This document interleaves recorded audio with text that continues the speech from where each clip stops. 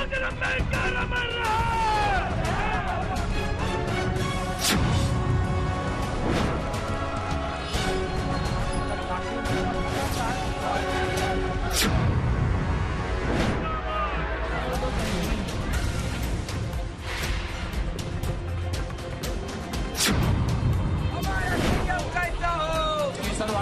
आशीर्वाद मांगता हूं। बहुजन कैडर बड़ा जबरदस्त है। लखनऊ नगर निगम में किसकी लगेगी लॉटरी? अल्हड़ बनारस के कुल्हड़ में चाय पर किसकी चर्चा है? और माफिया मुक्त प्रयागराज का मूड क्या है?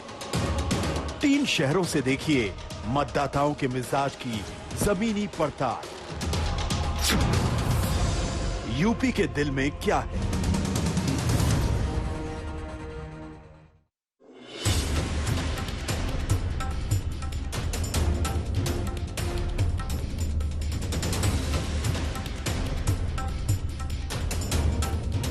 सबसे पहले चलिए शहर लखनऊ, जायके तकल्लुफ और नवाबों के शहर लखनऊ के मेयर चुनाव में सीधा मुकाबला महिला ब्रिगेड के बीच है, क्योंकि ये सीट महिला के लिए आरक्षित है। बीजेपी की तरफ से सुषमा खरकवाल, समाजवादी पार्टी की तरफ से वंदना मिश्र और बहुजन समाज पार्टी की तरफ से शाहीन बानो मैदान में है। लखनऊ में बीजेपी ने सुषमा खरकवाल पर दांव लगाया है। बीजेपी 27 साल से मेयर की सत्ता में है, लेकिन इस साल बीजेपी की नई प्रत्याशी हैं। सुषमा मानती हैं कि चेहरा नहीं, कमल का फूल ही काफी है और टारगेट है लखनऊ को इंदौर के बरक्स खड़ा करने का।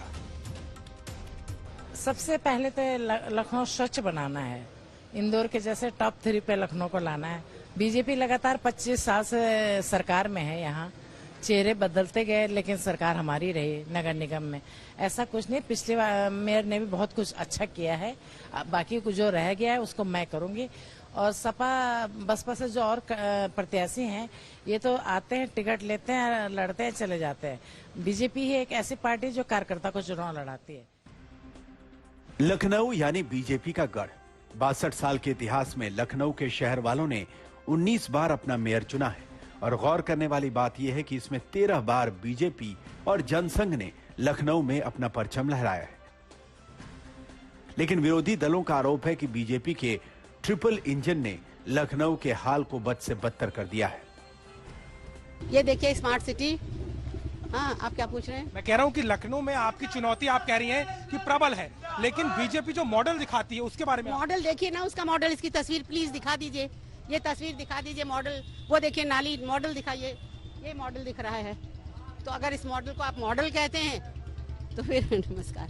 एकता भाटिया ने कुछ नहीं किया 5 साल में। क्या आप बताएं, नहीं, आपका आकलन क्या है? देख लें, आप देख लें क्या किया। जरा सा मेरे साथ, मेरे पास इस समय नहीं, मैं वहाँ पहुँच रही हूँ। मेरे साथ आप आधे घंटे दौरा कीजिए और मैं दिखा दूँ आपको कि संयुक्ता भाटिया ने क्या किया।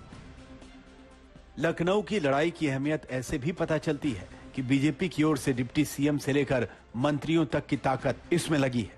दूसरी ओर अखिलेश यादव अकेले ही सड़क से लेकर गोमती किनारे तक और मेट्रो से लेकर चुनावी मंच तक बीजेपी पर हमलावर है।